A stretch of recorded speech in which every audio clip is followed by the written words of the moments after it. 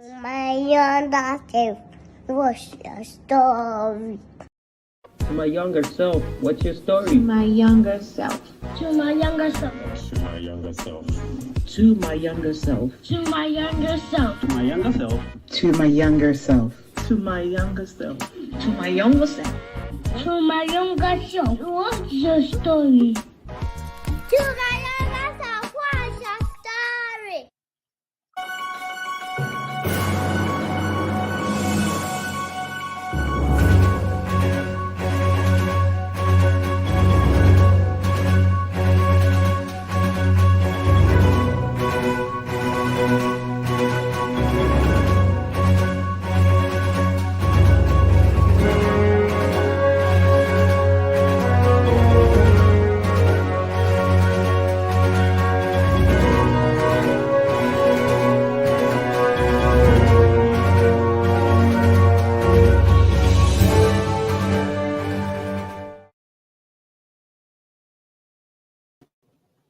Well, hello and good morning. Good morning. What an interesting start we had today. But good morning. Good morning. Who is in the room? Say hello to me in your local dialect. I want to hear from you. I see there's a few people already. So say good morning to me in your local dialect. I want to hear from you. Well, today I am here by myself, my lonesome self. No, I'm not alone. Let's see who is here. Let's see who is here. Good morning, Beverly. It is so good to see you. Oh my goodness, one of our topmost fans. Thank you so much for always joining us. Let's see. Big sis Elsie. Bonjour. Yes, yes, yes. Ndina Leke. How are you? It's so good to see you. Today is the much anticipated reading from people all around, right? Just from Ghana, from Nigeria, from wherever. Some of them are in the United States, Switzerland. We're just greeting people from all over, and we're reading stories from all over. So today it's just me and you, just hanging out. Okay, listen, before we start, go and just kind of click on that share button and invite your friends to come in. We're about to have a lot of fun. And also, before we go on, for those of you who have been supporting us by sending us comments with stars, it helps a lot, okay? It helps pay for internet, it helps pay for light bills, it helps pay for the cool t-shirts I wear, and of course the smile I have on my face, okay? So when you're sending us Audrey says there is no sound. Can someone confirm if there is no sound? Please confirm for me. Someone confirm for me if they can hear us. Can you hear? Can anyone hear us? Okay, there is sound, so we are good. Woo! So we were having a few challenges today, so I was kind of like, uh-oh, what happened? What happened? All right, we are good. We are good. So what I was saying was, well, thank you so much to those who send us, that's okay, Prof. It's all good. I was saying that thank you so much to all of you who kind of send us comments through the. Yes, thank you so much. We yes, that's true. But so for those of you who send us comments, with stars, thank you, because it's very helpful. This is how we kind of get together every week. Okay, so we appreciate it. We appreciate it. Listen, where are you watching us from? Ya ken tuma fuduwela tuma anwela tupuse baraka. We're so grateful that you're here. Baraka dazwa to you, sanunku dazwa yaya de kakwana lafia. I hope you slept well. It is so good to see you. As Big Sis says, ndinao to you, weza leke. I hope you are well. I really hope you're well, you and your family. Okay, at to saying akwaba to Danya Mawachin. We greet you. Sawubonani to you, for all of our friends in South Africa. Thank you for joining us. Normally it's the day after, but we do not take it for granted at all. Thank you for your support. Those of you in Tanzania, we greet you. Thank you. You guys, man, you just take the chart really, really high. We thank you and we appreciate your support. Ibella to you, Biokibari to you. If you speak Moshi, I just greeted you. Te oyo ten. This one I say most especially to our resident professor, who is Professor Audrey. Oche, go to you. I know you speak Ga and I am greeting you, okay? Ekaro to you, Ekabo if you speak Yoruba. All of our Nigerian friends, again, you guys support us. You know, you guys are some of the best storytellers in Africa, and we do not take it for granted. Actually, I think every African is a great storyteller, really. But, you know, I just thought I would put that there. We appreciate you guys so much. Nagadef to you if you speak Wolof. Jambo, habari gani, habari ya osubwe, karibu to you. If you speak Swahili, Kotong to you, Amohelang to you. If you speak Sesotho, Nyase, Aloy, Domilake. The people of Bisa, you know, of Burkina Faso, that is my mother's real language. I can never stop speaking it. Kotolii to you, okay? If you speak Fofoldi and you are Fulani, to all of our Fulani friends, you know, in and outside Ghana, in and outside Nigeria, really all parts of Africa, we greet you, we greet you. Bon dia to you, bonjour to you, buongiorno, of course, buenos dias, welcome, welcome, welcome. It is so, so good to see you. Before we jump into storytelling today, how are you doing? Whoa, you're watching from Chad? Welcome to the show. You will be our first. Wow. Thank you so much, Salahaddin Adam Becher. I hope I said it right. Thank you so much. How do you say good morning in your local dialects? Can you teach us? We would so very much love to hear so that we can greet you next week or going forward. Okay. Also, what language do you speak? Thank you so much for joining us. And of course, if you would kind of just share with your friends so they can jump on. Today, we're just reading stories within ourselves. So it's going to be great, great. My name, of course, is Zoe Baraka, and the show is To My Younger Self, doing things by myself today. But I'm going to try to be as interesting as all the storytellers that come through. Okay? I promise. I'm going to try. All righty. So let's jump in. And I'm going to start with some kind of a joke, at least in my mind, is a joke. Okay. So, the story chest, what we're doing is that we're asking people to kind of write stories and send it to us in an email. Some of us, those who have my number, they kind of, send it to me on WhatsApp and things like that, but mostly through email. A lot of people have sent in a lot of stories. So we've picked 10 stories and we're going to try to get through them. Okay. Please do me a favor. Share, share, share. Okay. Just share. Tell people to come on into My Younger Self is live and they should just come in and share some and hear some stories. And you can share stories in the comment section too, if you would like. And when time allows us, or if time allows us, we will go in there and read it. And if not, we will kind of repackage it and read it another time. Okay. All righty. Sahaladin says, Salahaddin, please, I hope I'm saying your name right. He says, I speak French, Arabic, and English too. Wow, you speak perfect, perfect, perfect. A lot of great languages. Wow. How do you say good morning in Arabic? I hope I'm saying it right. All right. Please teach us. Thank you. Thank you. All righty. So I'm going to start with this. This is a WhatsApp message somebody sent me. And actually, she doesn't mind that I share it. But Prof sent me this message that made me laugh so, so much. And I'm going to read it to you. Actually, you're going to read it together with me. Okay. And this is what Prof says. She says, good morning, sis. How are you? Monday morning comic relief. So I was laying here this morning and checked my phone to see it was 7:52 a.m. I shouted, "Oh no!" Then Simone asked why, and I said, "I've missed my program." Then realized that it was only Monday. Let me tell you, I cannot tell you how many times I have actually woken up, especially on Sundays when I get to sleep in just a little bit, right? And when I say I sleep in a little bit, legitimately, it's like 20 minutes extra, right?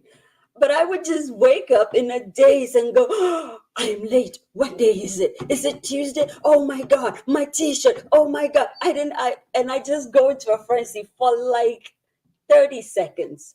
And then I take a deep breath, check my phone or my watch, and I'm like, oh wait, it's Sunday.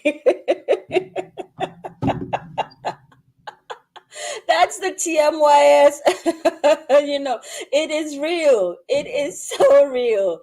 Oh, thank you so much. You know what? Zoe doesn't read Arabic, but I know what you mean. And I'm probably gonna reach out to you one time and ask you to kind of say it in voice form so I can learn it. And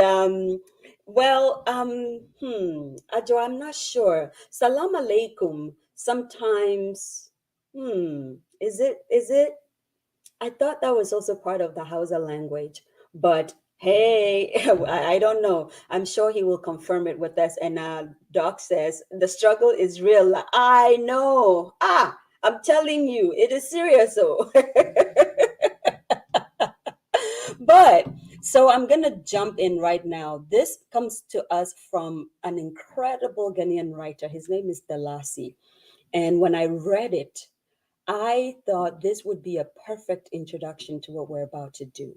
And you're going to read it with me, okay? He's talking about storytelling and the impact on culture and the impact of storytelling on culture and society and social engineering.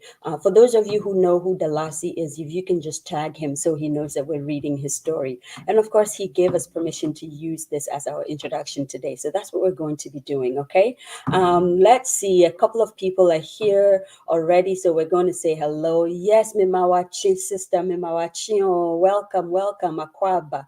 Yes, so Chale, our language class, we have to do something, eh? Doris, how are you? I hope you're doing well now. Well, today you're watching us from school, so I am so glad you're here. Thank you, my dear. All righty, let us read from the Lassie, okay? So here is the Lassie. He says, of storytelling and storytellers by Dalasi. Oftentimes, I sit and muse over the impact storytelling has in shaping the culture of a group of people. Disclaimer: today is a real listening. You have to listen, right? But for those of you who need images, we thought we would put the stories here so that you kind of read along with us and follow, so that your attention is not kind of drawn away, right? Alrighty, so. Oftentimes, I sit and muse over the impact storytelling has in shaping the culture of a group of people or a country. I am a movie fanatic too, always on the lookout for a movie with amazing dialogue or storylines. I noticed over time that the main theme from stories/movies from different countries are distinct and have shaped how those people behave or are perceived. Take, for example, Japanese movies. Their main themes seem to be about duty and honor to family and country. In the movies, a man will commit ritual suicide, harakiri, in order to atone for a breach of honor or duty. American movies are mostly about the can-do spirit and the portrayal of heroes. You wonder why they have so many American superheroes? They consciously build their stories so every American feels they can do it. They can save the day. We grew up celebrating the Rambos and the commandos of our time. Indeed, I remember Chuck Norris and Van Damme and Sylvester Stallone and Schwarzenegger. And now we're in the era of the fastest man alive and the Thor, right? God. Chinese movies almost always told stories of self growth and constant training of both mind and body to achieve growth. They used Jackie Chan, Sammo Hung, Chow Yun Fat, and Jet Li to carry their stories. Of course, Bruce Lee, too, right? Across the world. Then we come to Ghana. God bless our homeland, Ghana, where we have stopped telling our stories. In fact, We have replaced the storytelling sessions to celebration of insult and slapstick comedy that a certain set of actors thrive in. Need I need names? Who are our storytellers now and what stories are they telling? What is the Ghanaian culture? Our leaders are just a reflection of the stories we tell ourselves. We are a reflection of what we hear and see. Do we even have a properly functioning film industry? Dot, dot, dot, dot, dot, sigh. For what it's worth, I have seen some isolated works by some photographers on here, and he's talking about Facebook because we pulled this from social media, on here who try to capture Ghana and tell our story different. Kudos to them. Me nah, it look like I they find different reasons to be sad in this country. The lassie, this one really hit me hard. Seriously, I was like, it really hit me. It hit me in my core. These questions you ask are very, very important, but they're not things we should just be asking. They're things we should be delving into. So when he asks questions like, who are our storytellers now, and what stories are they telling? What is the Ghanaian culture? My heart literally was teared away from me, and I was like, man, I thought we had put a little dent in it so people would say, at least to my younger self is telling some stories. We don't even make the cut yet. That's how much work we have to do. So if you have stories, please, please do not hide them. Bring them to us. Let us figure out a way. We need a collective. I'm always talking about this. Where are the money guys? I'm here. We want to use your money for the good of a society by telling good stories, okay? And we are well trained for it. So yeah, that there is from Dalasi, and like I said, it really, really did hit me. Whoo, it hit me hard. Thank you so very much. Let's see who is saying what in the room. EJ, good morning. It is so good to see you. I know, right? Vivian, hi, doctor. Oh my God, doc, she has been a blessing to me. This week, Doc was a blessing to me. One day I'll tell a story and her name will be in it too. I promise. Actually, all of you have in one way or another, except this week, Doc was exceptionally a blessing to me. Thank you so much, Doc Vivian. Let's see. Ajwa says, so what is the Ghanaian story? You know, the Ghanaian story, in my opinion, is the Kwame Nkrumah story. The Ghanaian story is the African can do spirit, the African who can think for himself and build things for himself and not rely on other people to build it for him. And if we showed on our screens a lot of us doing things, inventing things, if we're telling the personal stories, suddenly it will begin to change people's minds. So the Ghanaian story is a personal story, it's everybody's personal story. That is why we're so invested in personal stories here, telling stories of great people, even the bad people, so we can learn from them. We honestly just have to reduce all of the jest.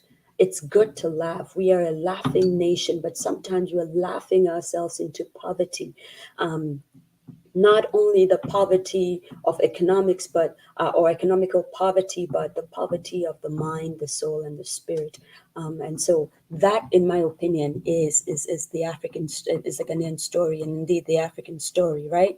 Yes, yes, yes. Oh, yes. TMYS is doing its bit by telling the African stories. We are trying, but we need to do more. We just absolutely need to do more.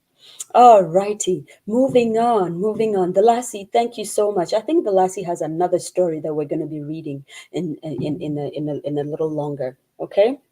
Okay, let's see who is here. This one comes to us from Ohineyere Giftianti. Okay, it's a poem of some sort. It's an ode to a loved one who has passed on of some sort. And it's a story in itself. Once you hear me read it, you will see the story flow. And so, Hinayuri, we thank you so much for giving us this. And she actually has a longer version of this particular one I'm about to read in her book. I think our communications director, you're going to put it up for everyone to see. It's 50 Nuggets at 50. And I think you can find it on Amazon also. Okay. Alrighty. So this is from Wahiniri Gifty Auntie. And please, before I start, do forgive me. Sometimes my accent will switch a bit because, when you're speaking in a particular dialect, you need to adopt the accent, right? And this one she calls Dear Daddy by Ohiniri OGA. Dear Daddy, my wafa kofiche, my wafa auntie. I am very emotional right now, Dada. Dada, today I preached the sermon at the Presbyterian Church of Ghana, the Most Holy Trinity Congregation, Community 20, Lashibi. Can you believe it, Dada? Me, your last born, your Abofra, having the honor of standing in the pastoral pulpit to preach? Dada, I was scared to stand in the pulpit because I didn't think I was worthy. But I remembered what you always told me. Nana, Minsro, Nanyamene Woho, which translates, fear not, for the Lord is with you. I know you will be smiling with pride from heaven right now because your prayers for me are being answered. Dada, I don't know what God is about to do with my life, but I know He is up to something new and different. Yesterday, it was SDA Church, and today, your own mother church, Presby. And yes, that I told them about you and how you never went for choir practice, but insisted on singing on Sundays with your dio, dio, dio, dio, dio, dio. Thank you, Daddy, for never giving up on me, for believing in me and consistently telling me that I will be great one day. May I forever be humbled by God's consistent grace on my life. I love you, Daddy, and I miss you greatly. From your last baby, the accidental one, the rebel child, the pension baby, your Abafra. And then she has a little admonition here. She says, Dear parents, never give up on your children. Just keep praying for them and bless them consistently. God can use anyone, anytime. What do you all think about that? I think I see that we have it here. Let's see. There we go. The longer version can be read in Ohiniri's book, 50 Nuggets at 50. Link below for your Amazon purchase. I'm not sure if we have it on Book Nook, but definitely check on Book Nook with Big Brother Nanaura Damwa. And of course, you can reach out to OGA herself, and she should be able to get the book to you, right? So thank you so much for your submission. Actually, I kind of cornered her. I got the story and I said, hey, I'm going to use this story. Is this okay? So in her case, that was a little special. And thank you for your yes. Mahiniri Gifty Auntie, forever our supporter in here. God bless you. Yes, father-daughter moments. That kind of gave me this very, fuzzy feeling, right? And thank God. And I'm definitely touching wood right now. My father is alive, and it still sounds like something I would say to him even now, as uncomfortable as he gets sometimes when you're trying to compliment him. Most good men are a little uncomfortable with compliments, but I am so, so, so, so grateful that I got to read this. It felt like I was reading to every girl who had a beautiful relationship with their father. And even for those of you who didn't have beautiful relationships with your fathers or are not having one, there's still hope. You know what I mean? So thank you so much. Let's see. Very poignant, straight to the heart. Yes. And yes, God can use anyone. Audrey Presby Asumjenkwa. Oh man, I tell you, Ralia, well, welcome. Woot woot. Ralia says, so emotional. I know. Oh my God. I'm telling you, today the big guns came out. My very own big brother, Emmanuel J.K. Arthur. Woo! He says, watching you from my small office. Hey, brother, no, no. He's trying to, if you see his office, it's like two of my house, my apartments put together. That says something. It's not small though. He's lying. But it's so good to see you here, big brother. Thank you. You're always so supportive. Thank you, thank you, thank you. I think I'm one of the luckiest people on earth in a lot of ways. God has allowed me to garner a network quotient. I think in network, I am a very rich person. I have $1 billion in network worth, right? And He's just blessed me with so many people who are available and willing and wanting to help. Emmanuel JK is one of them. Thank you, thank you, thank you, thank you. All right, we're going to move on. We're going to move on and read more. We have so many of them to go through. All righty. So what are we doing now? I'm looking on my cue card. This one comes to us from, I hope I'm saying your name right, Quenu Hazel. I really hope I said it right. But he posted this thing. He has this thing that he writes very, very short stories. Some of them are hilarious and some kind of pack a punch and all that. And this one was one of the funny ones. So, I asked him, can we use it? And he said, sure. And of course, he sent it in. So here we go. All right. And Quene is actually in New York. All righty. He says, Quenu Hazel, Lata. I think Lata he explained it to me a little bit. It means Toli, for those of you who know what Toli is. Remember back in the day, we say, hey, Toli, and we'll pull our chin. I don't know why we used to do that, but we used to do that. Literally kind of meant you were fibbing, except this is actually a true story. He just likes to call them that. All right, so let's read. Lata. Sun had gone out the night before. Wasn't expected till the next morning. So I went to bed. It is late and suddenly I felt something warm around my hip area. Hey, Jesus. It was frightening and scary. Like somebody had been sent from my hometown to tickle my nether areas. If you're for got up in a hurry and something flew off my bed, also in haste, nearly shat in my pants. I saw that black burr, so I get up from the bed and go to the door where the light switch is. I look around and see that black cat of my son's. Heart stopped thumping, and I told the cat that it was lucky that this is in Swechri. In Swechri means America or, another man's country, something like that.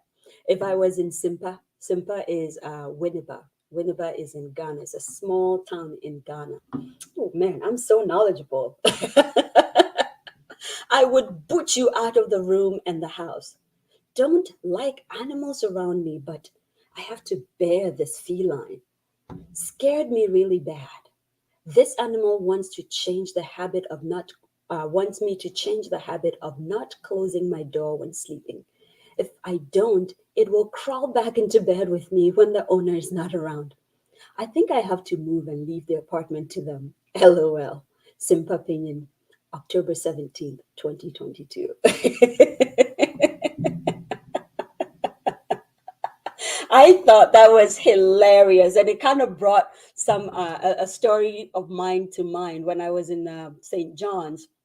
I was playing the rebel, and it was midterm, and I didn't want to go home because I didn't want to deal with my mom. So what they used to do in the boarding school, for those who came from far, like if you come from another region and stuff like that, and midterm is only like 4 days, they kind of let you stay in the school. And even though our house is literally, well, at that time, our house was maybe a 45-minute trotro ride.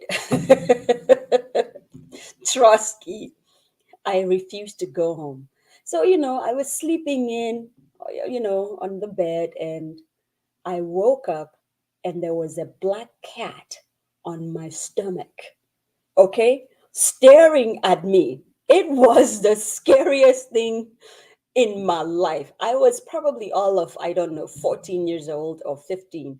But let me tell you, I don't mind saying it. I peed in my pants and shouted. It was like something was happening to my entire body. And of course, for those who are highly spiritual, even at that time, I think I was, I started to just pray. I'm like, oh, Jesus, whatever this spirit is, I bind it in the name of Jesus. Anyway, I thought I would share that story. So when I read Simpa Peñin's story, this is what it reminded me of. Okay, my own story. So yeah, I know this hometown people feeling. Chale is serious. Oh, night fighters, they defy the laws of gravity and transport themselves across oceans. I know, Chale. That whole broomstick thing that Harry Potter has, they don't know that some of the original inventors of that broomstick, they'll never know their names. Anyway, in Obiman, so you can't, I know, jail straight. Hey, sometimes even when you're just taking a walk and somebody has their dog on a leash and the dog is trying to come to you, you're just trying to run away, and the way they will look at you like you're some devil be. If you don't like dogs, you just don't like dogs. All this wahala. Anyway, I know. Auntie Doris says, black cats, Debbie, Debbie, Debbie. We don't like that. It's true. We really don't. So that was from Simpa Peñi. Thank you so much. I hope my commentary is helping. I thought we would kind of just hang out together today. So, yeah, okay. All right. On my cue card, I have this one from, what is his name? Let's find it. We will find it. Chris Walla Isikwe.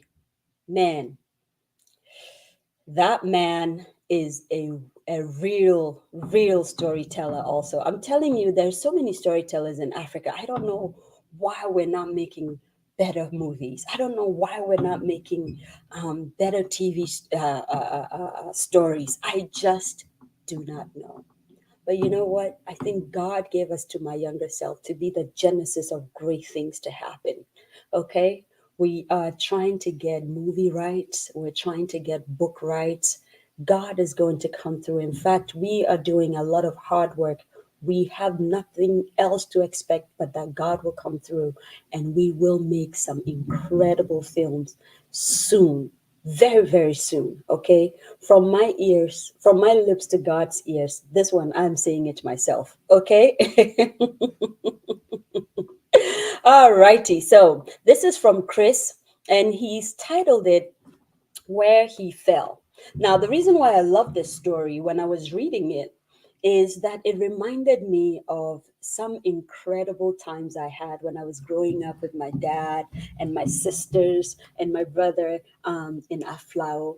So my sisters will probably will go at it a lot in the comment section when I read this one, okay?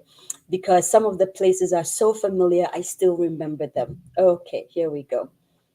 Here we go. Computer, please cooperate, Cooperate. Now, we too, we be person. All right. So, Chris, hey, Google. Google does not know how to type voila, so it typed world for us. But so we apologize. It's actually voila. That D is supposed to be an A. Okay. All righty. Where he fell. After more than 30 years of absence, I went back this weekend, walking down the sands of time, literally. The sands of a flower beat 6. Oh, I remember that. I did with my sons, Kofi and Yaovi.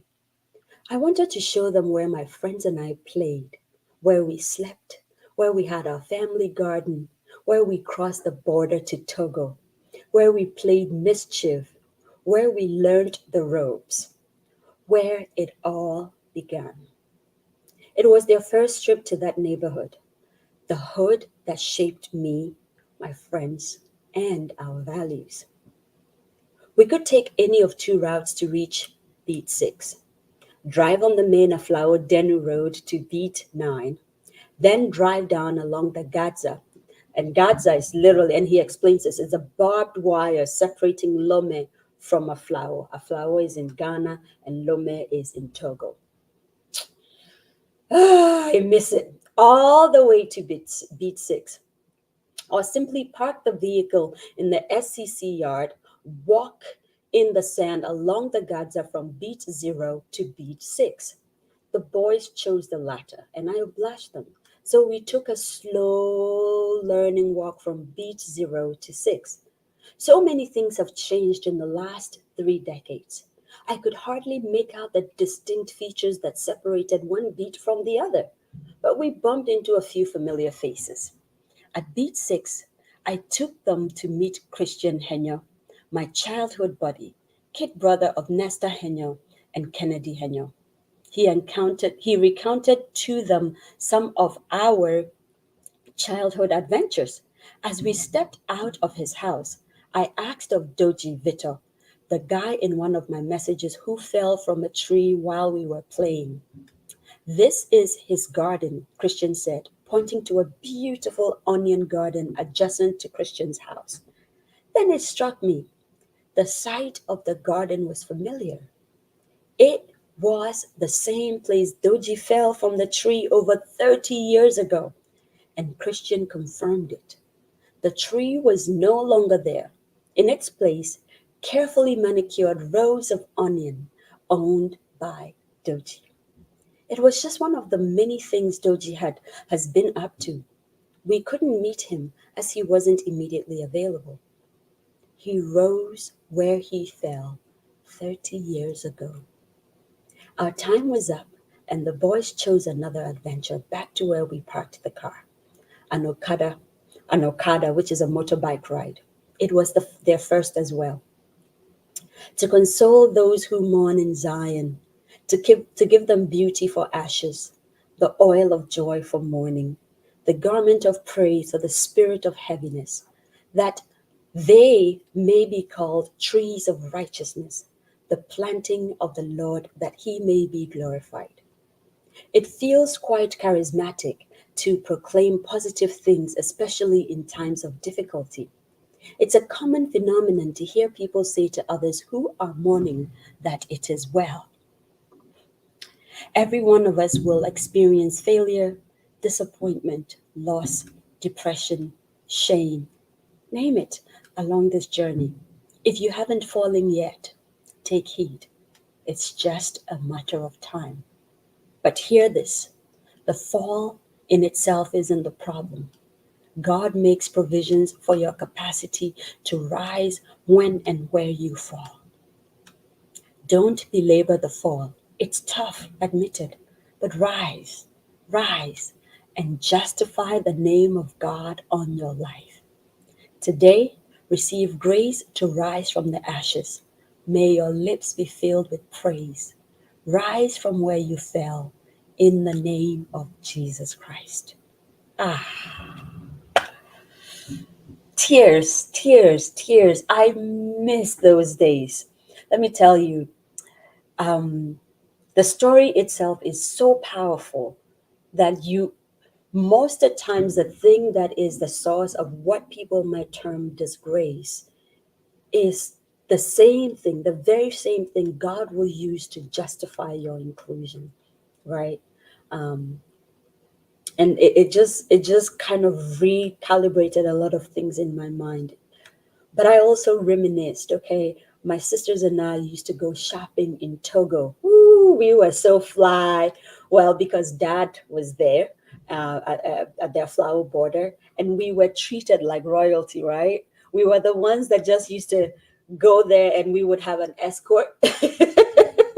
Like a military escort, legit. Like, oh yeah, this is Mr. So and so's daughters, and they wouldn't even bother to check your passport. Like, oh yeah, royalty, and then we would just go through, and we would shop and go to the beach and walk around the beach, and I loved, and I still love that thing about the barbed wire. In a flower, just separating two countries. It tells you all these demarcations in Africa. Sometimes it really makes no sense. I'm telling you.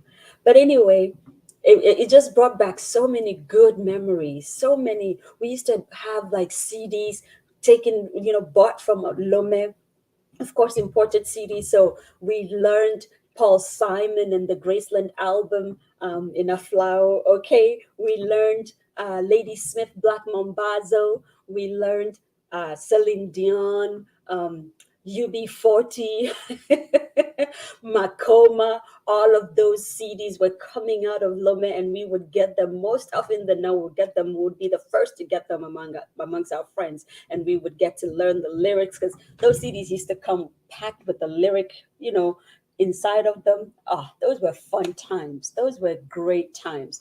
We were up to a lot of mischief. Let's see what people are saying concerning this story, right?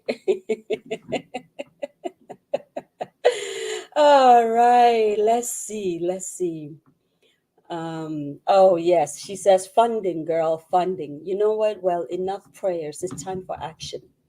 So we got to get together. Most filmmakers, not all, because some people are just in it for the money. But for those who are in it for the story, yes, you can tell a story and still make good money. Hollywood has proved that. But we cannot be waiting for Hollywood to fund us. We have to take our nickels, our dimes, our little quarters, and $1 here, $1 there. We have to do GoFundMe's and ask people to donate. We got to start somewhere. I really do believe that. And I believe that's why we're here. As you can see, I get emotional about that. I really do. Good morning, Aunt Antoinette. It's so good to see you. Yes, we did. You didn't know?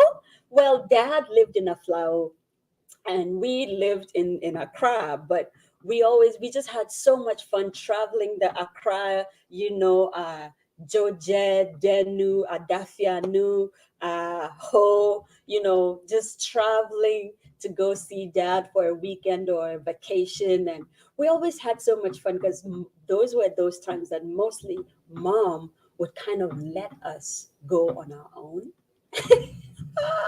And so we had no supervision. Oh my God, we had so much fun. I think I'm going to call my sisters later so we can reminisce about that. Yes, it is. Yes, it is. Ralia says, Big sister, we did. Oh, Daddy was there for 10 years. We were there at least 3 months in a year. By the way, I met your brother yesterday on the bus. We had a swell time laughing at other people. I love it. Okada from a flower to Togo. My experience is a whole story by itself. I would love to hear it. Can you write this to us? Please send it to us. Write that story and send it to us. The next time we have treasure chest of stories, we are definitely going to be reading it. Okay? I tell you, I tell you. I know, right? Chris is such a great writer, incredible writer. See, I didn't even finish. Big Sis says, Ajwa, please send it into TMYS. Mobile lets, as they are called in Francophone Africa, are an experience. Charlie? We have stories for days, so for days. And Big Sis says, I remember the barbed wire on the beach. They would have strips of cloth tied on them at different points. Charlie, I don't know what that thing was. What was that? Somebody definitely knows. Can you please tell us? The bread and the sausages and the kebab chinchinga. Oh my God. And we would at least have one bottle of Coke to ourselves. We didn't have to share. Oh man, we were kings and queens then. Dating myself here, some of us learned lyrics by recording of radio shows. On Tiki said you had to be ready to press pause when the DJ started speaking. Ayaka. I'm really loving this. I'm really, thank you for interacting with me. Sedi says, I remember when I went to Lome with my mom. The gendarmes were only concerned about how a small girl like me had plenty nyash. Hey! But their curiosity allowed us to pass with no checks. Chalit the nyash means, someone who is endowed properly in the back. Ay, ay, ay, Really, your dad did? Wow, Prof. I'm telling you, right? Our lives are just so, you just never know. You just never know. Such a global world.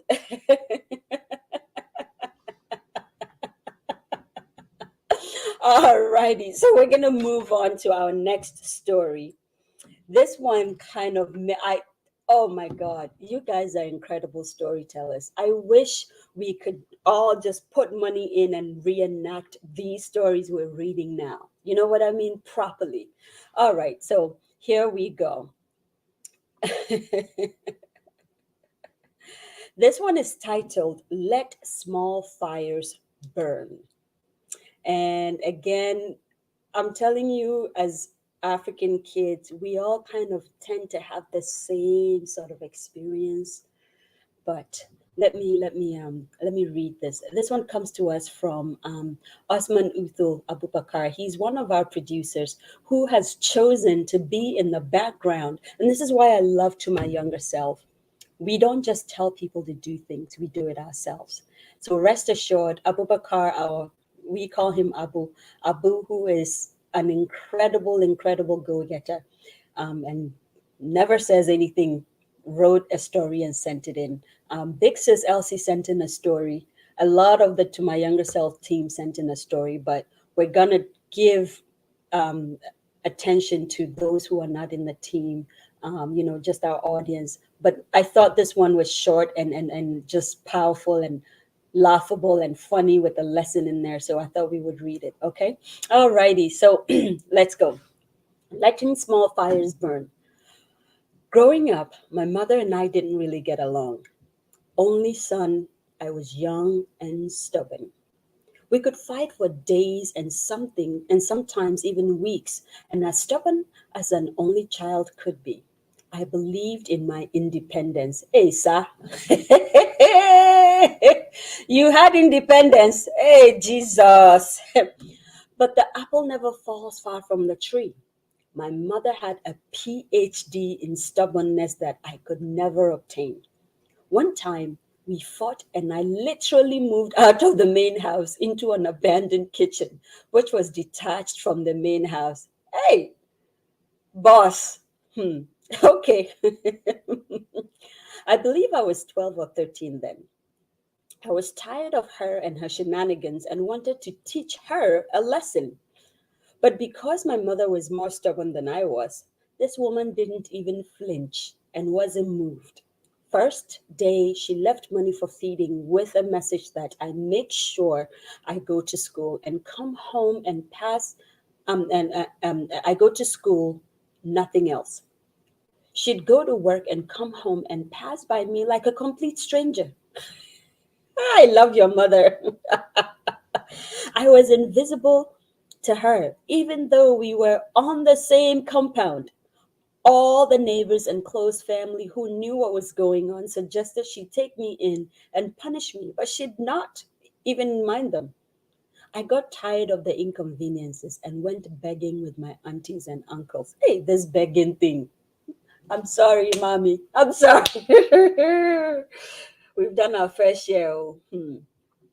I got the beating of my life that night, and things returned to normal.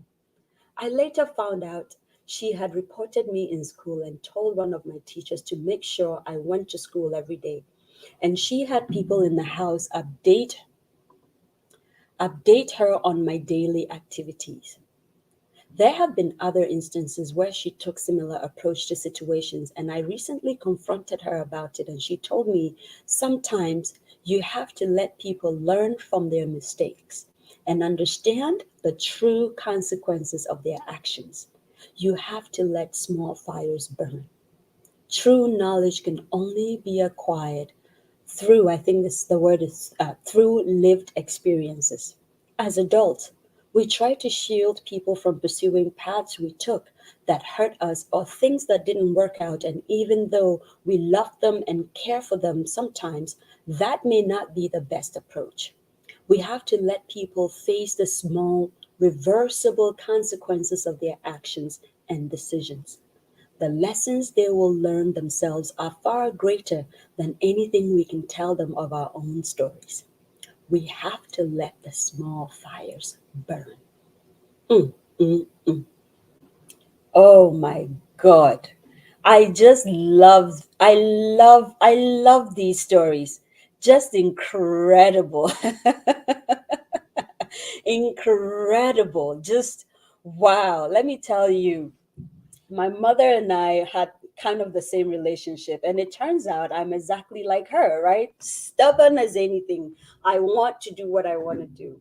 And just like you, I had a lot. I had a lot of times just on my knees going, I'm sorry, mom. I'm sorry, mama. I'm sorry. PhD in stubbornness, African no nonsense mother. Yes, Auntie Doris, yes. um, Elsie says, oh, Shawara, you have met your meter. You have met your meter. Aye, where's your meter?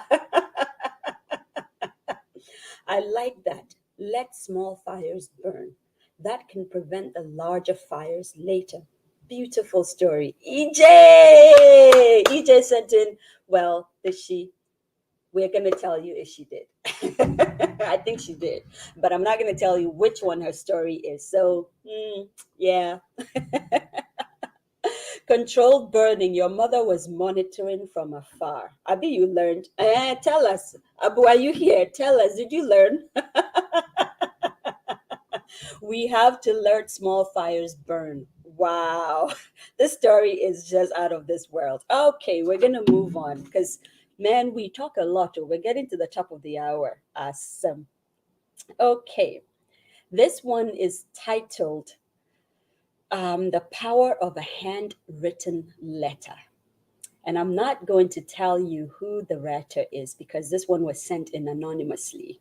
So we're going to just read it and enjoy the story. Okay? All righty. Let's go. It's a little long, so we're going to just go. In her early 20s, she was in a long distance relationship. Chai ayaka.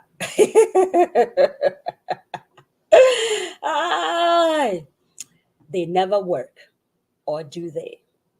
She met him in secondary school. He was a science student. She was an art student. He was one of those good friends who cross the line from we are friends who understand each other and like to hang out to I like you as more than a friend. When he first expressed romantic interest in her, she was pissed off. How could he? They were friends. They talked about everything: music, primarily jazz, school, parents, life. He made her mixed tapes of various jazz and R&B artists. Raise your hand if you have ever made or been given a mixed tape. Raise your hand. I want to see it legitimately. Raise your hand. Who gave who a mixed tape? Mhm. Anyway, the whole idea of the two of them as a couple was ridiculous to her. So, of course, she rejected him. Somehow, though, he overcame the rejection and they remained friends. And then, as things often go, she started developing feelings for him. At this point, he had apparently moved on.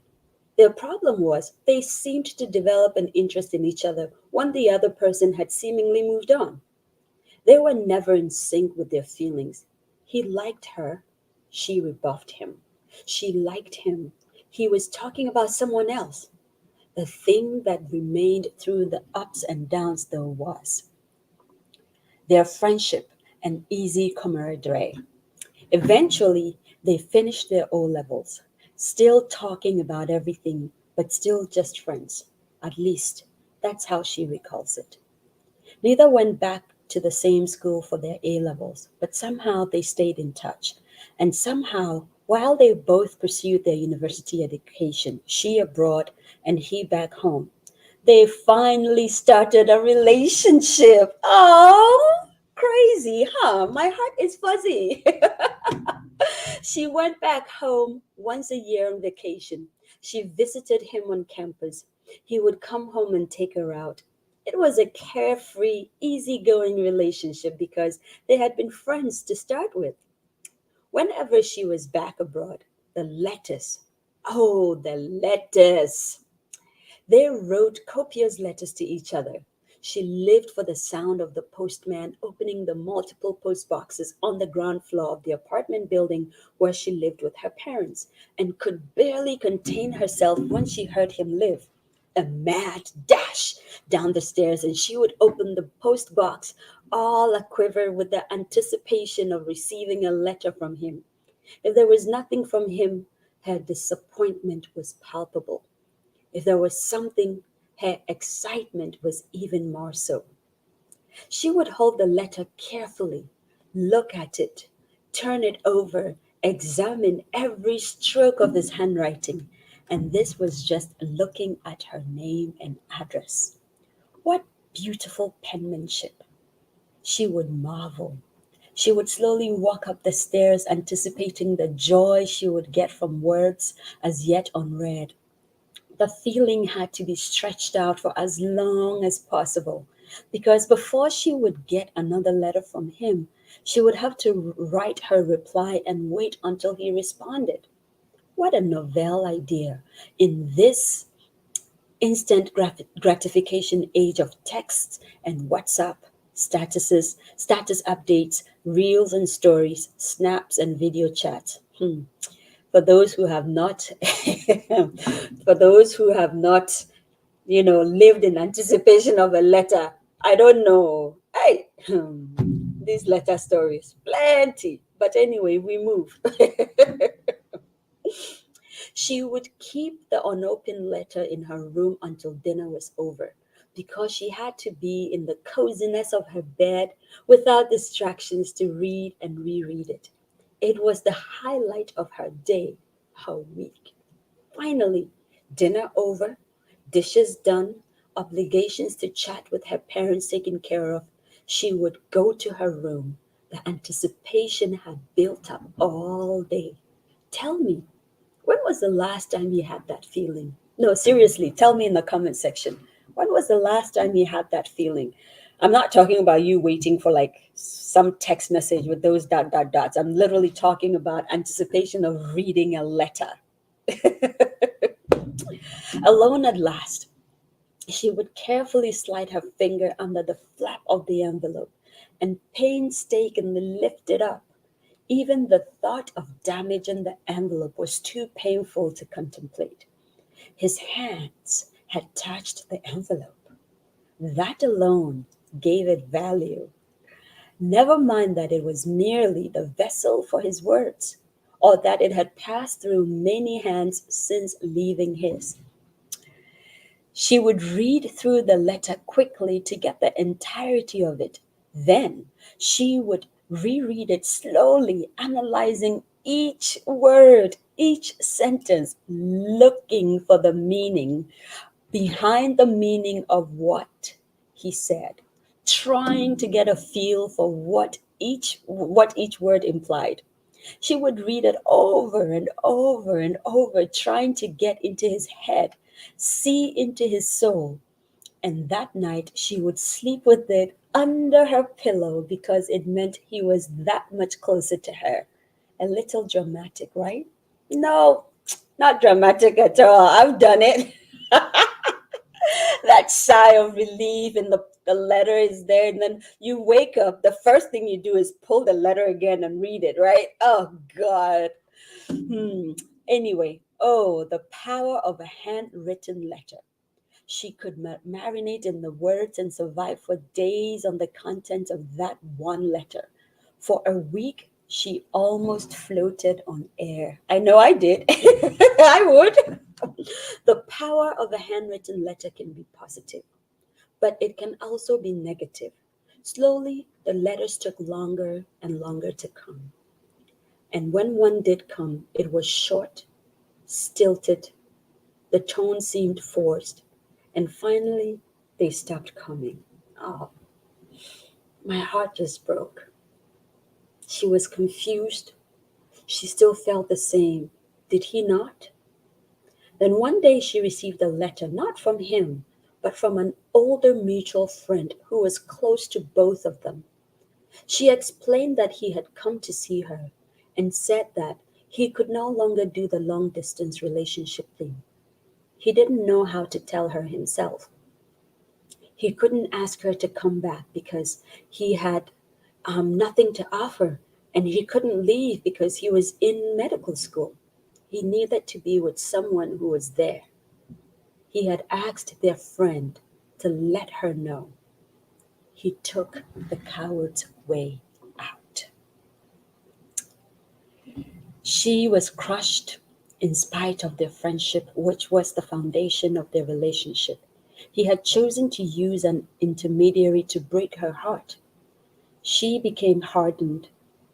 She had opened up the shutters and bared her soul to him, perhaps buoyed by the fact that they had distance between them and therefore could be a little more vulnerable. The shutters slammed shut. The postman continued to bring the mail each day.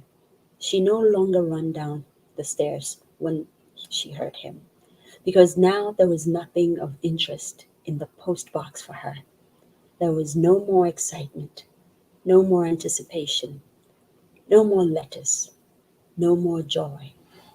The power of a handwritten letter.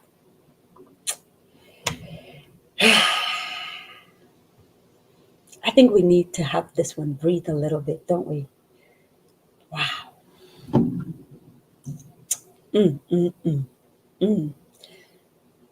Bad, bad, bad, bad man. He did not do well at all. He did not do well. I know. I'm enjoying it too. I'm reading it and I'm just like smiling, and now I'm kind of sad because why did he do that? He really did take a coward's way. Okay, I need to write a PhD thesis on him. um, Online polls attract science and art. I know, right? Science and art. Science and art.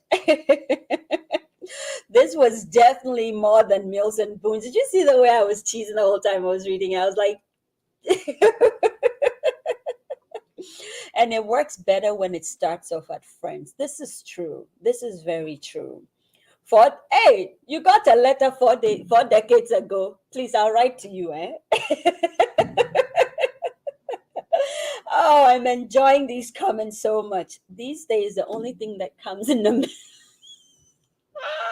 is Bill. So, the days of handwritten love letters and the pale blue airmail cards are long gone. You guys remember those ones that had the it's like blue and red, kind of shapes around the envelope? Oh my God, I miss it. Oh my God, what are you testifying to? Adwa says, "Well, I read all old letters my daughter sent me from secondary school more than 8 years ago. Reading my old letters to from my then fiance in the 80s are also they're very nostalgic. You still have them? Girl, you have a lot of stories." Prof, I don't know what you're talking about. What is par avion? Please tell me. I am a bit naive there. We need more. We do. Send more in, Abu. I know you have a lot of stories. Let's see. The power of a handwritten letter, not a text typed note. This is so true. You guys, man, you're making me enjoy this. Hey, behe. We used to call it behe, broken heart. Ay, Jesus. Broken hearty. Anyway, I'm not about to tell you some of the stories, but there was one particular guy I was dating who had the most beautiful handwriting. Beautiful. And my sisters here would tell you, one of them, actually, both of them used to sneak and read my letters. Bad girls. Were they your letters? I do too. But you know what? I think the last letter I received was maybe 3 years ago. Because me and my dad, our tradition is tight like that.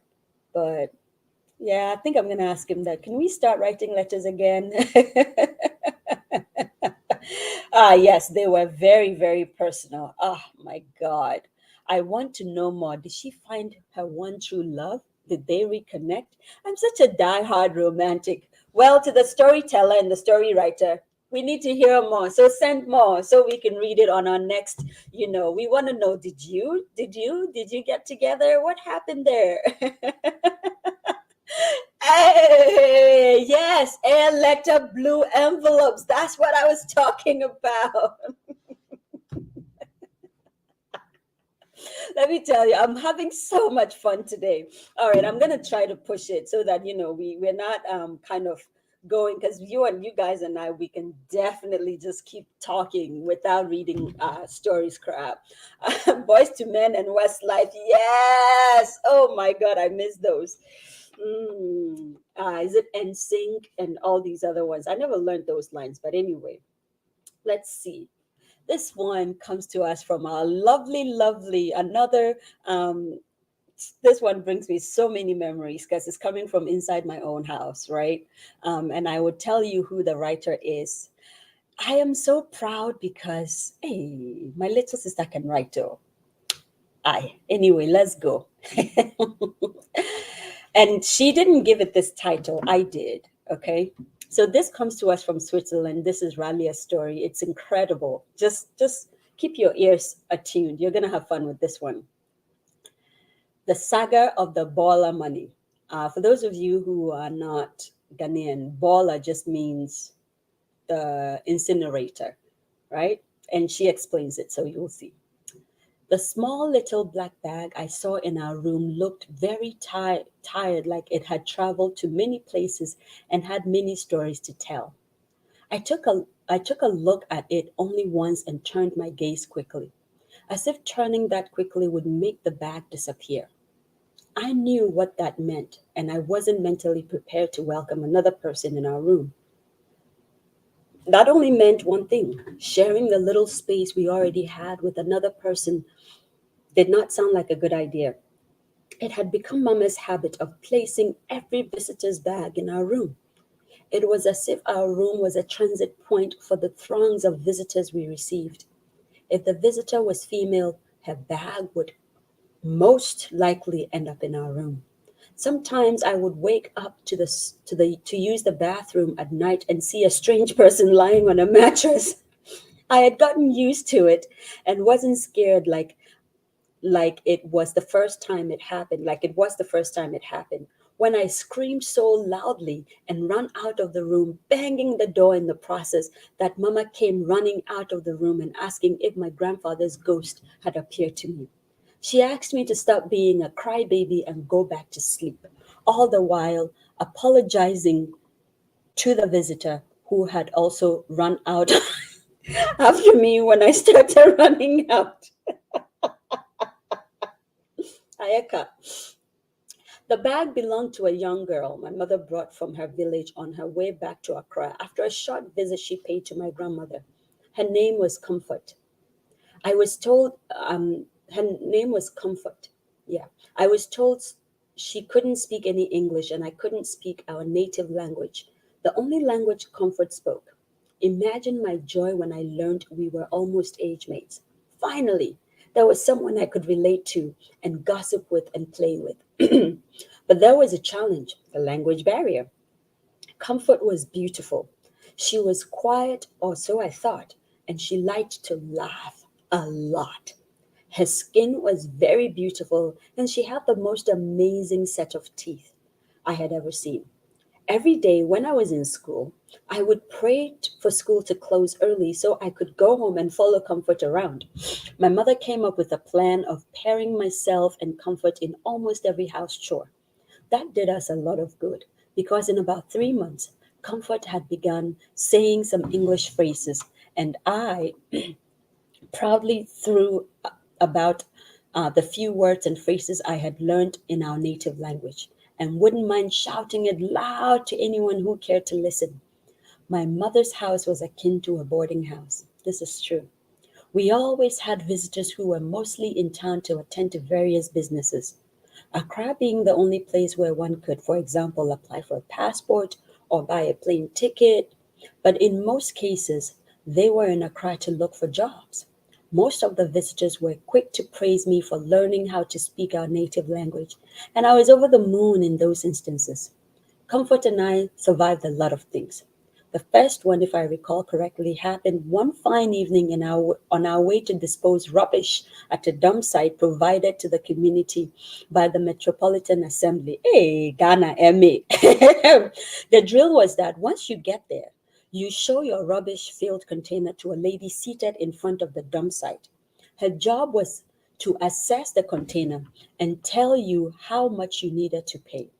But on that day, by some sheer stroke of bad luck, our neighbor Mr. Saki's wife, who sold toffees in her house, had introduced a new brand of toffee to her already impressive collection and was doing a good job of marketing it while we passed by their house on our way to the dump site. Comfort and I decided there and then to taste the toffee Mrs. Saki was making so much noise about. Comfort had an idea, an epiphany of some sort.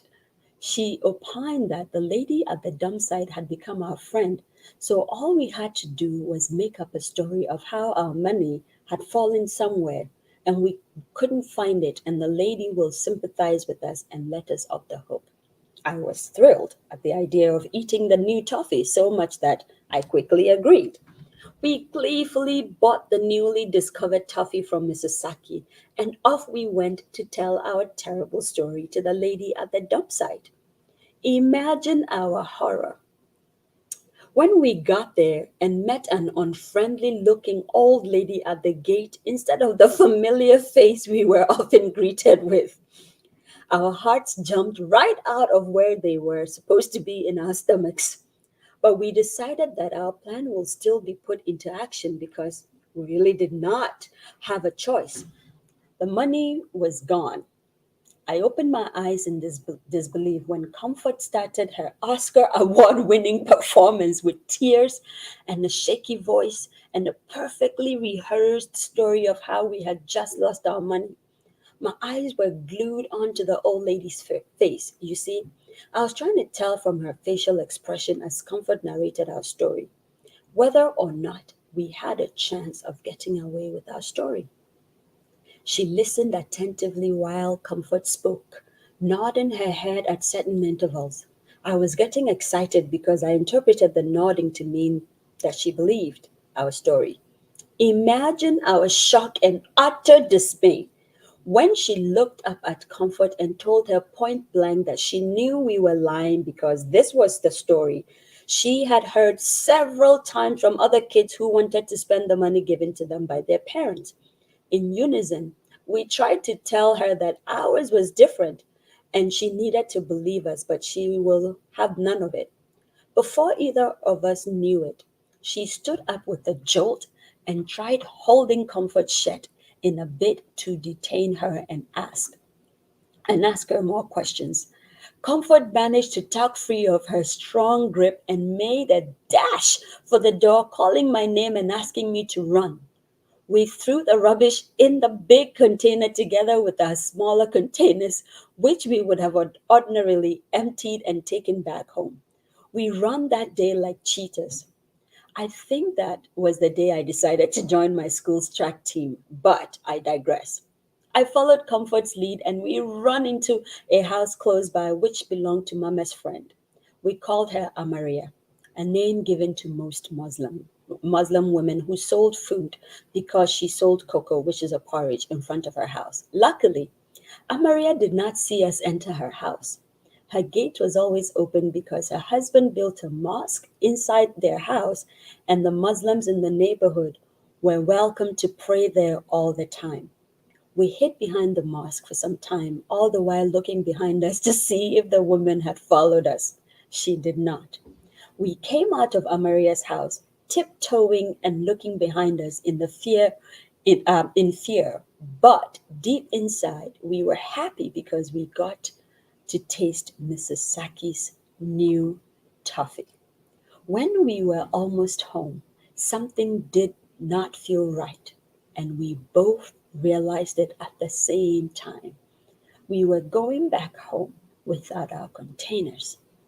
Mama was definitely going to ask us about it. We thought for a while and decided to tell her that the containers broke. Guess what? Mama believed us. What a powerful story. I love this story. And this actually happened in my own home. And the fact that the fact that I wasn't there for it and now I get to see a different side of my own sister is so amazing. I'm like, oh my God, you guys were comedians.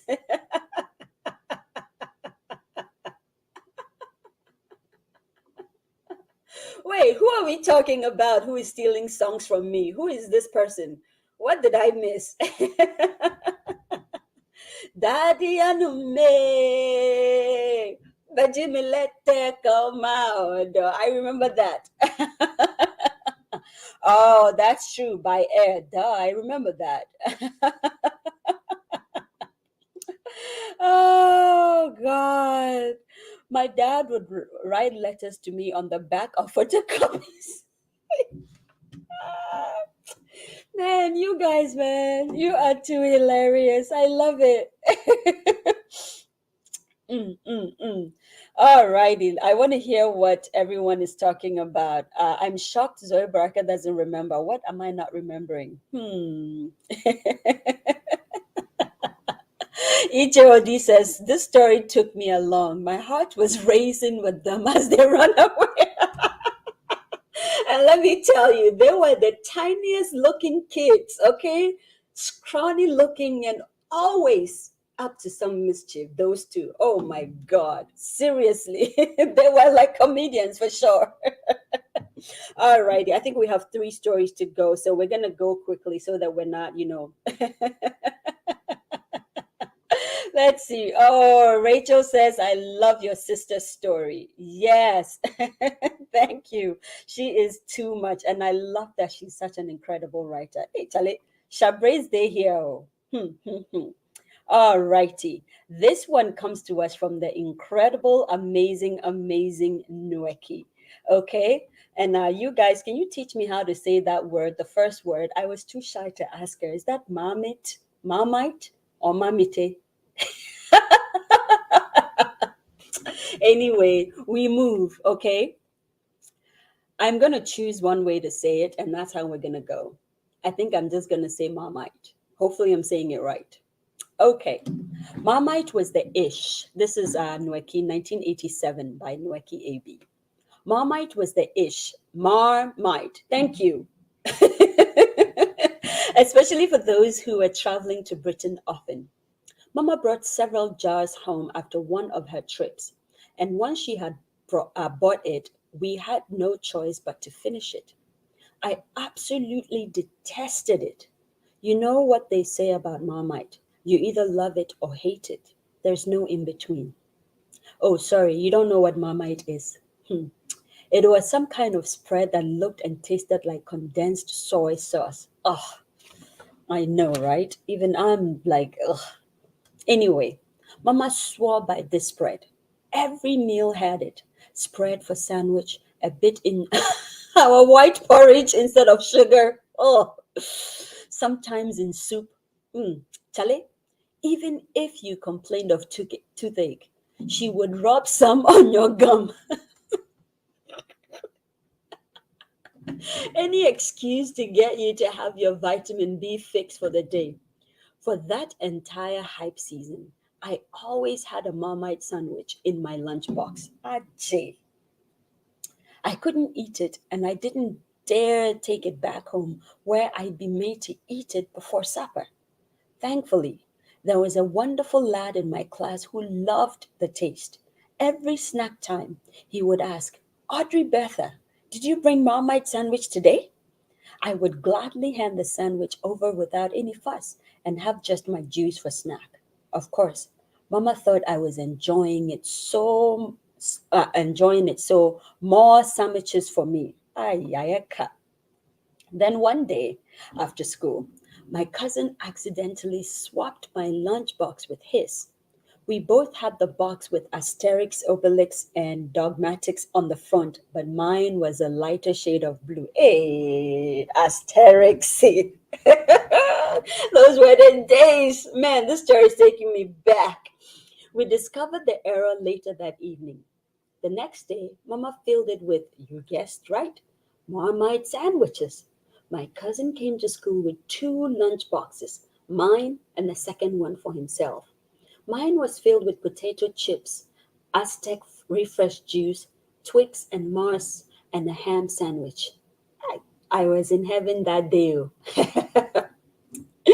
A few weeks ago, I observed that the shortcake biscuits that kids took to school as part of their snack wasn't running out as quickly as it should. Further investigations revealed that Liam hadn't been eating his. Every day after school, he returns it to the carton and I give him a new one the next day. Aye, our president, eh? Liam is our president in the making, oh, Charlie. Let's see what Liam did. He forgot to return it to the box the day before our day, and I found it in his bag. Me, buddy, you didn't have all your snack today. Liam, oopsie, I forgot to take it out of my bag. Me, is that something you do often? Liam, oh yes, I have been bringing it back since yesterday.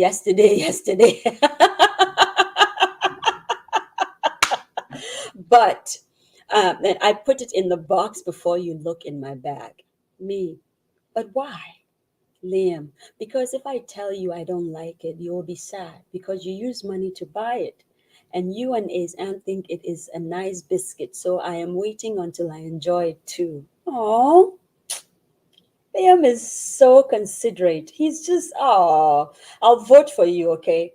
Let's put your name and your face on the ballot. I know we will vote for you. This is President me.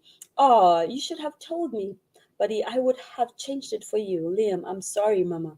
But it was like the Marmite story you told us when Ima was giving it to you every day, only that my friends also bring the same biscuit, so I can't exchange it.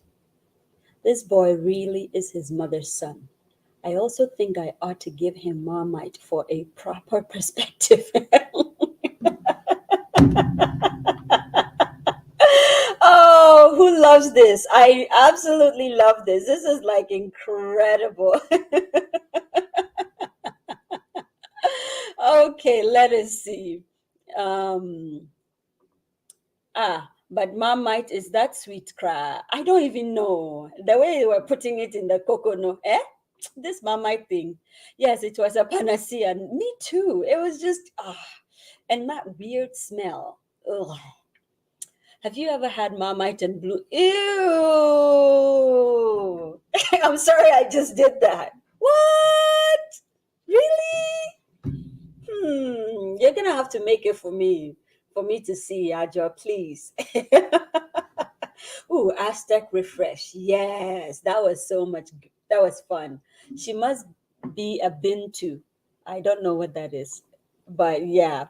Awade, awade, awade, awade. Who remembers that song? Hey, awade was something else. Anyway, I didn't particularly enjoy awade because in boarding school, the day students will come with fresh food. Your top box is empty. It's the end of the school a term. You have nothing. Gary Nishitokra, you're lucky, but it's okay. I will stop. Since yesterday, exactly. Liam said that is his manifesto. Nanyan, we're voting for him, papa, papa, papa.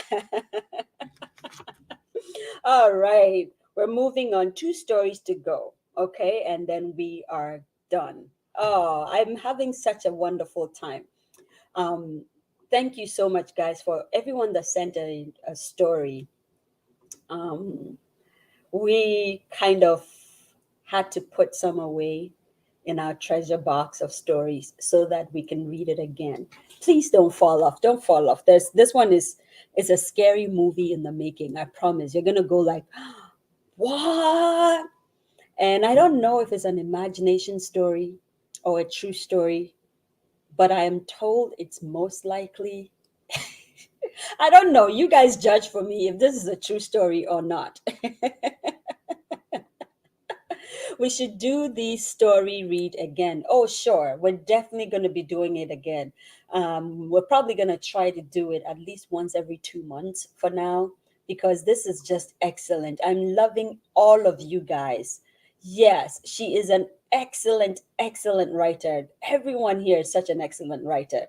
Alrighty, so we're going to jump into the last but one story. And this one kind of scares me a bit, like I said, but we move. All right. This is titled, please help me say this. I did ask for help and I learned it, and I think I forgot it. Hoseto, is that it? I hope so. But I'm told Hoseto means a person of faith. Okay? All right, let's dig in. My wife and I had been trying for a baby for 4 years. She lives in the UK and I live in Ghana, so I blame the delay partly on our limited time together. However, she got pregnant 6 months ago after a short visit to Ghana, and in the last 2 months, I have never been more terrified. Let me tell you why. I paid my wife a visit last February and stayed with her for 2 weeks. I had planned to stay for a month, but had to cut the visit short. Let me tell you why. At night, her pregnancy disappeared. Ish. Eh?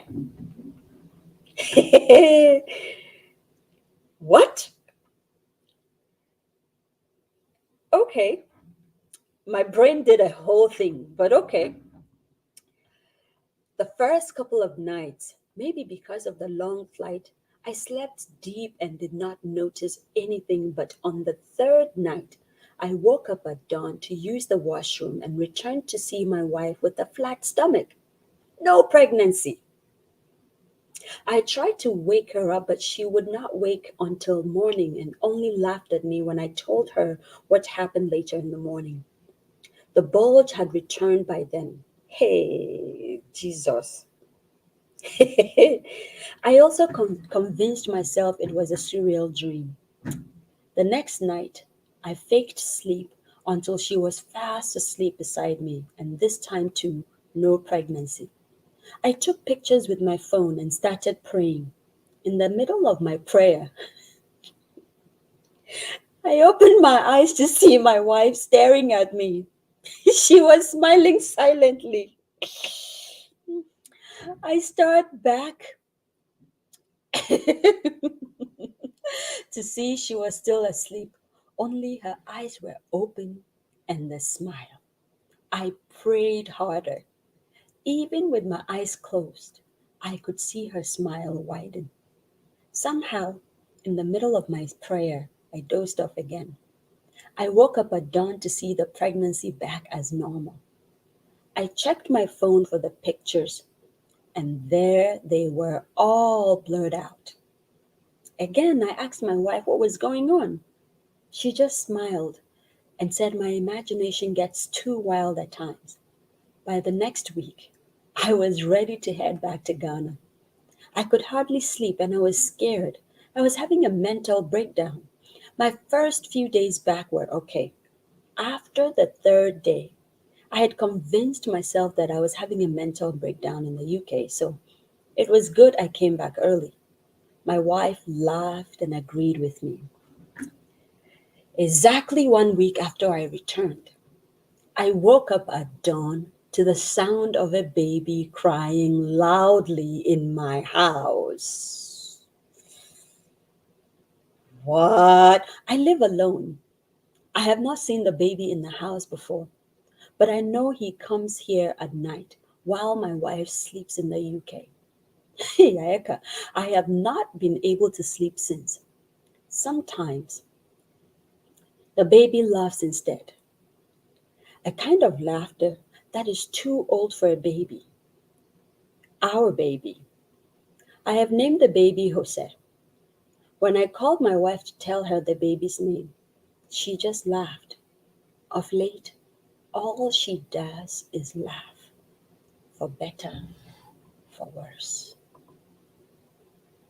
Hashtag stories I tell myself. Hashtag memories. I think you have to make a decision.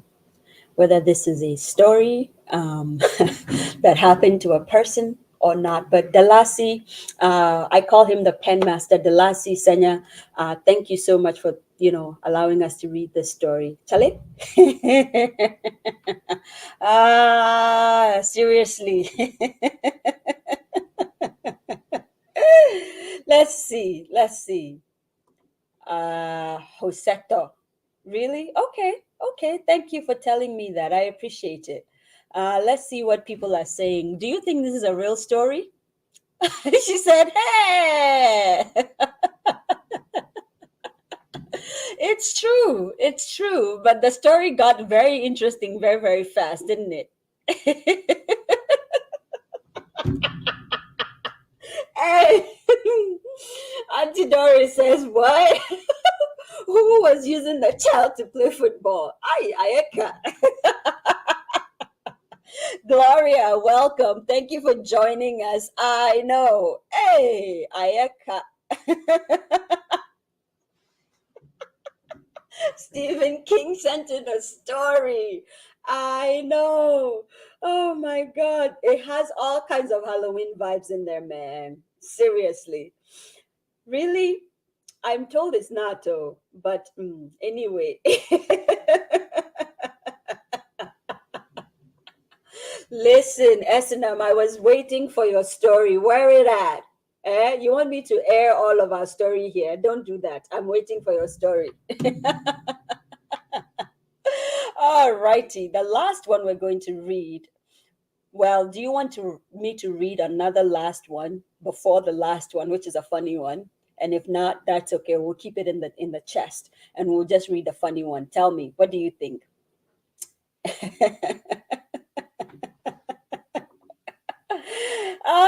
I think so too. Men don't like to admit having anxiety about certain things because they feel they will be seen as weak people. I don't know. Well, it's possible. It's possible. Okay, so I'm waiting to see. Do you want another full story or just a short, funny story we have for the ending? Tell me. Tell me, tell me, tell me. And if you do, oh, I should read all. Okay, so then we'll read the last one. Let me find it. Let me find it. Let me find it. Or rather, I think we just have to upload one more. You want a movie? Hey, sir. It's coming. I promise. I promise. I promise it's coming. But you guys have been such a wonderful audience. Just incredible. Incredible audience. I am so, so, so, so glad. All right. This one is called, it's loading up now, and then I'll introduce you to it. It's called The Day Akple Overed Me. Sent in by our very own producer. I told you, right? To my younger self, we do it best because we don't just tell people to do it, we do it. That's 3 people from the To My Younger Self camp that sent in a story. Oh, Gloria, the last story is funny. I promise you're gonna laugh. Anyway, hubris, noun, excessive pride or self-confidence. My face was always buried in a book as a child. I would find any shortcut to doing a chore if I couldn't avoid doing it. There were times I would leave dishes in the sink and hide in some corner of the house and try to get through a book. It made for several blasting from my mother, let me tell you. There was one day she woke me up at 3 a.m. when I was in my 4th gear of sleep to go and wash the dishes. The soapy water was salty that night. How I cried. One day when I was 11, Mother called me into the kitchen to help with the cooking. I was nose deep in the Nancy Drew book and frowned at the interruption. Unfortunately for me, I was caught. And this time, my mother didn't blast me. She simply said to my father, I'm not cooking tomorrow. Your daughter will. You'd think I would self-correct. No. I confidently said to myself, but I can cook. My confidence quickly waned when my father announced that he wanted to eat Akple the following day. Excuse me. For our non-Ghanaian listeners, akple is a dumpling-like dish made from corn and cassava dough and cooked by kneading it vigorously with a wooden spatula. It's a careful execution of water to dough proportions, the right amount of heat, and consistent stirring in a particular way. My 11-year-old overconfident self thought, how difficult could this be? I showed up in the kitchen the next day full of vim. I looked over at the stove, expecting to see everything set out. The pot containing the mixture and the aplachi or bankuta and etre calabash in a bowl of water nearby. But no, there was nothing. Turns out, when my mother had said I would cook, she also meant I would have to prep everything. Hey, gulp. I walked over to the fridge and brought out the corn and cassava doughs. I stared at them, willing them to speak to me about proportions.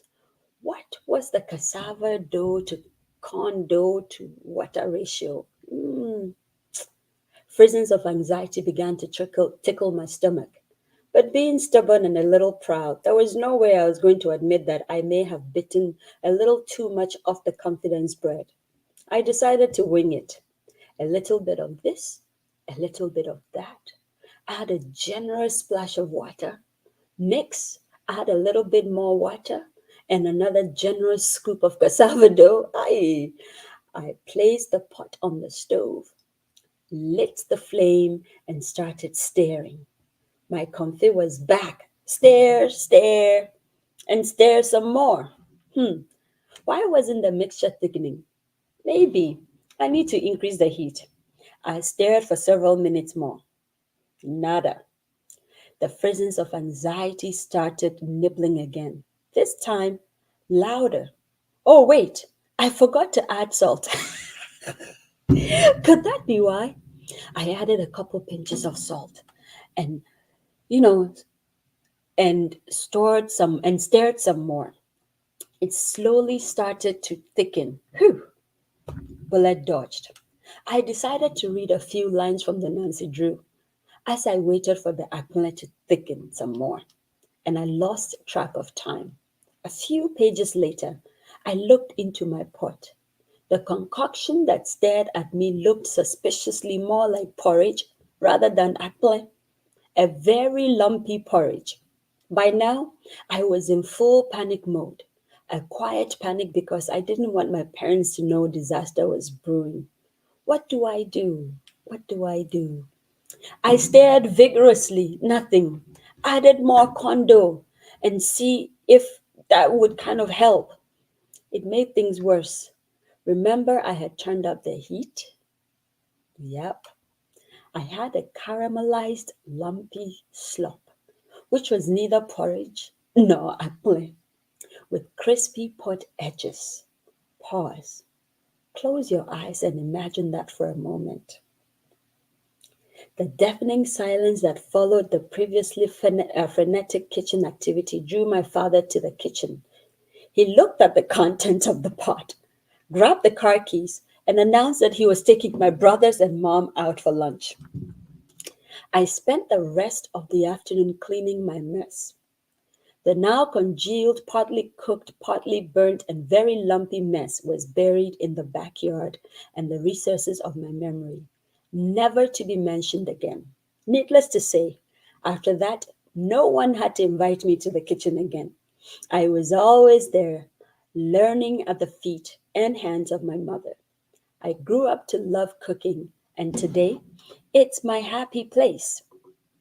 My 11-year-old self would be mortified that I was sharing this story. But this 40-something-year-old acne expert is laughing.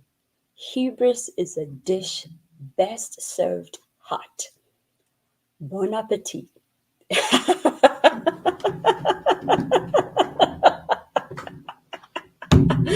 Do you love this story or what?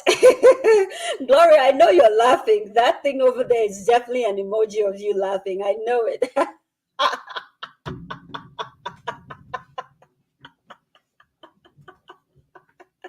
Oh my God. At least you didn't have to light the copot, Charlie. Hey, that's copot, eh? May God help us. Thank God that we're not. We're not lighting copot. Yes. Oh, she is a great scribe. So listen, if you've enjoyed today's episode of us just kind of hanging out and reading stories, I want you to do something for me. Send us a story of your own. Why don't you? Can you guys please plug it into the comment section? To my younger self 7777, that's 47s at gmail.com. To my younger self is one full word. To my younger self 7777 at gmail.com. Send us your stories, okay? Reach out to one of the producers and send them a story. So you can reach out to let me find them. You can definitely reach out to Sumaya, who is our communications lead. You can definitely reach out to Elsie Dixon. You can reach out to Sedina Mavevo, to Yirana Hamid Kobik Bila. You can reach out to Abubakar, but like I said, he's on the very quiet side. In fact, you wouldn't find him. So I don't know about that, but definitely reach out to somebody and send us your story. We're definitely going to do this again. And you see how much fun we had, and we got to go to different places. We had a horror movie, we had funny stories, we had deep thought stories, and two comedians running away from a baller lady. I'm telling you, Africans, man, we tell stories best. Seriously. I know, right? The first time my brother and I cooked banku, we had to call our neighbor in to tell whether the banku is cooked or needed more stirring.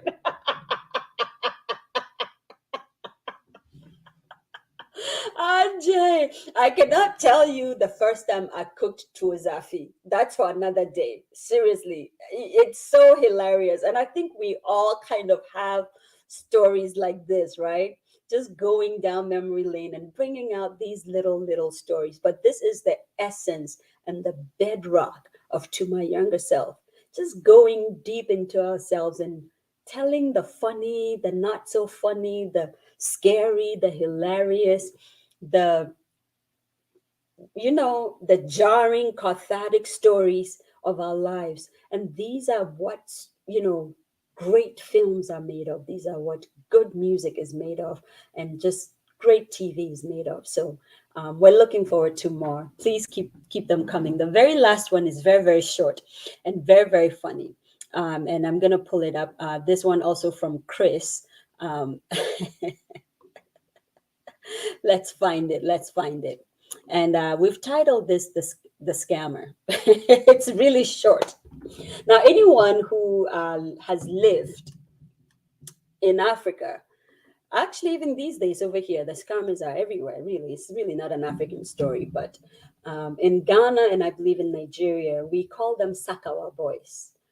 Now Sakawa ladies too, and 419, right? You get a call on your phone, and this whole drama ensues. And sometimes you kind of choose to have a little fun with them. So I'm going to read this a little bit with an accent, and I will try to kind of explain some of the words in there for you. So Chris says, some scammer dissed me this morning. Pie. Hey, phone rings and I see name as Momo Scammer. Apparently not his first attempt, so I saved the number as such. So as expected, scammer. Me pacho, good morning. Oh, ma sendu sika by mistake. How much is it, sir? Scammer. Me pacho 5.3. 5 million? Scammer. No, 530 Ghana. Where who know? Me. Yes. Me who? Me dasi. E me shrao bebre. Scammer. Wakwasia. Jimmy. When him tantan sa wukrom hini anymore. Me.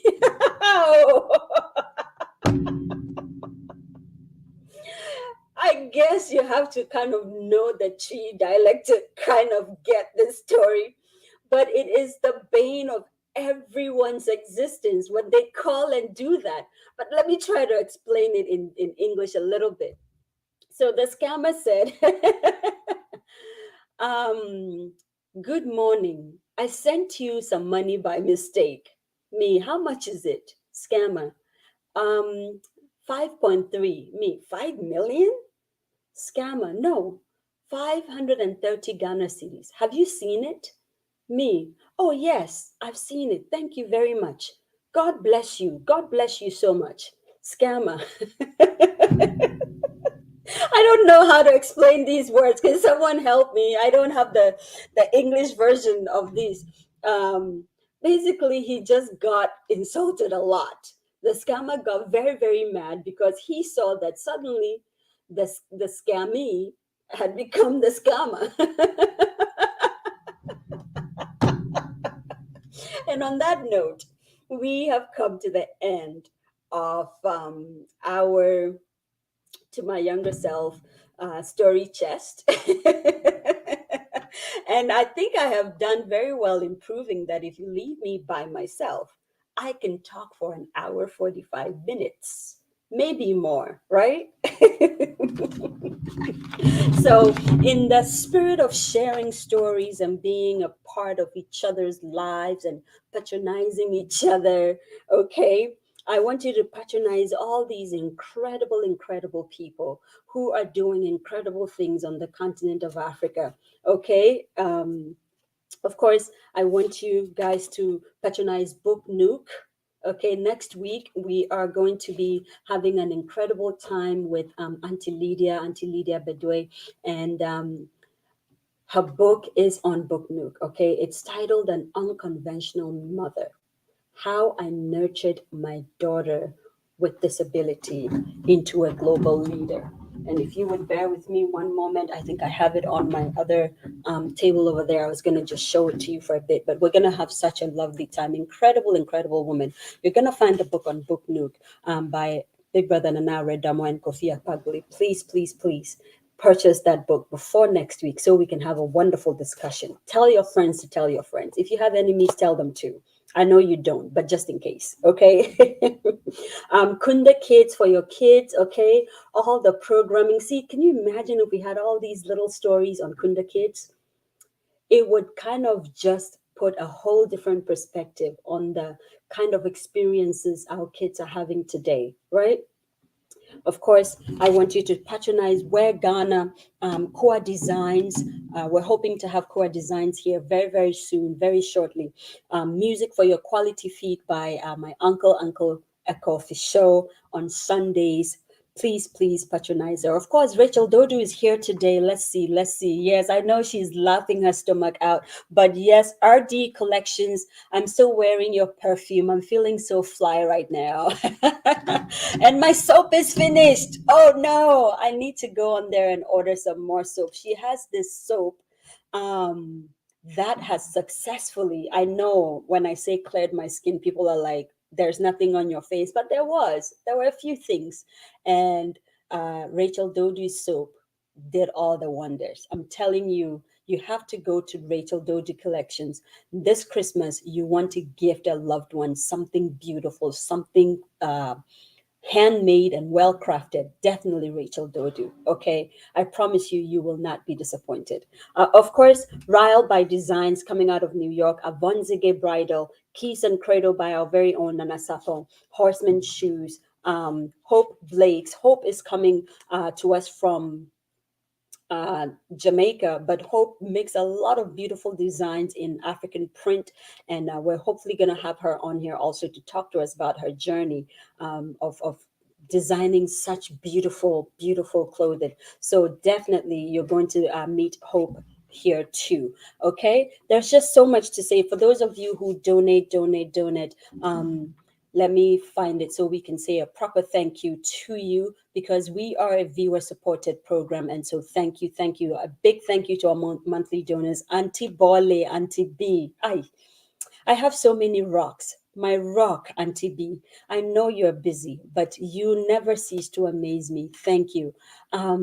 Mama Rose Machayo Ropa, thank you. Always on point. Jane Fiorito, thank you. Mr. EKD, thank you, thank you, thank you. All of you are just incredible. Like I said, Dr. Vivian, Abaketo, all of you just pour into this program so much. I do not know how to thank you. Araba Miracle, all of you, God bless you. We are because you are, okay? For every 50 cents you sent us, for every $500 check you sent us, for every $1 you sent us, we are eternally grateful.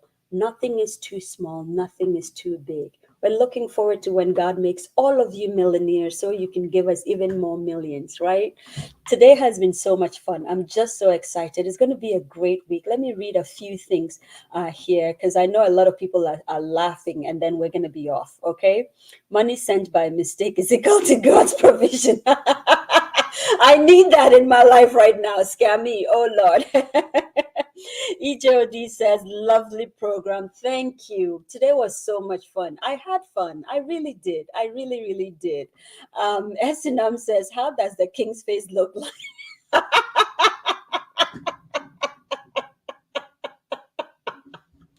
I do not know. Toma, Fuduawela. Hi. It's so good to see you. Ken, Gina Sumda, it's so good to see you. She just greeted me in my mother tongue, and of course, I'm just over the moon. Rachel, no thanks needed. I promise you, I wish I could do more. Believe me. If I could just come to your store and do a little video and tell everyone about how great you are, I would. I promise you. Nala Miyoko, where have you been? I miss you. Yes, you can start giving RD collections at Thanksgiving too. This is so true. Your house will smell nice. Your guests will sleep better. I love RD collections because they pray into everything. Let me tell you, that alone is cause for you to patronize them, okay? They are incredible. And I love to see Ghanaians do this. This has been so much fun. I'm trying to unhook, so I'm going to unhook. We're almost 2 hours in. Guys, much, much love. My name is Zoe Baraka. It has been such a pleasure just hanging with you and talking with you. Please enjoy the rest of your week. I always try to kind of write something very, very, power packing to kind of give you something for the week. And I don't know if I have anything here, but remember when Uncle Fritz was here and he said one of the most powerful things. He said, in life, a king can easily become a pauper, and a pauper can become a king. Keep at it. The story will change. Indeed, I am speaking to myself. Keep at it. It would change. There will be a shift. Do not, absolutely do not give up, okay? If you have to switch gears, do it, but don't give up. It is well. My name is Zoe Baraka. The show has been To My Younger Self, and we'll see you next week on Author's Corner with Auntie Lydia Bedoy. It will be so much fun. Tell your friends to tell your friends. Bye-bye.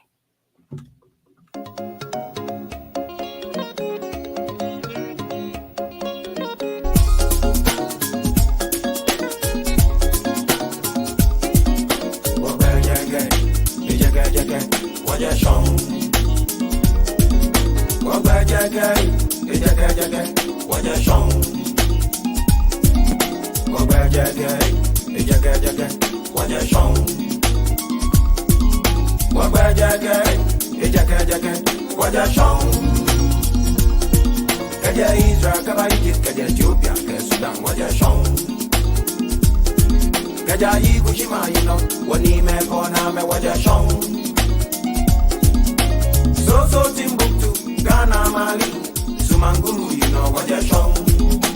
Where Jagay, what you're shown.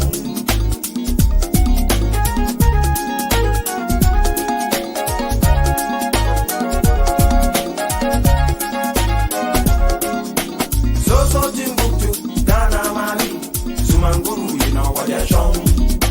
Manchester, you know Sumanguru, you know what where Jagay. What you're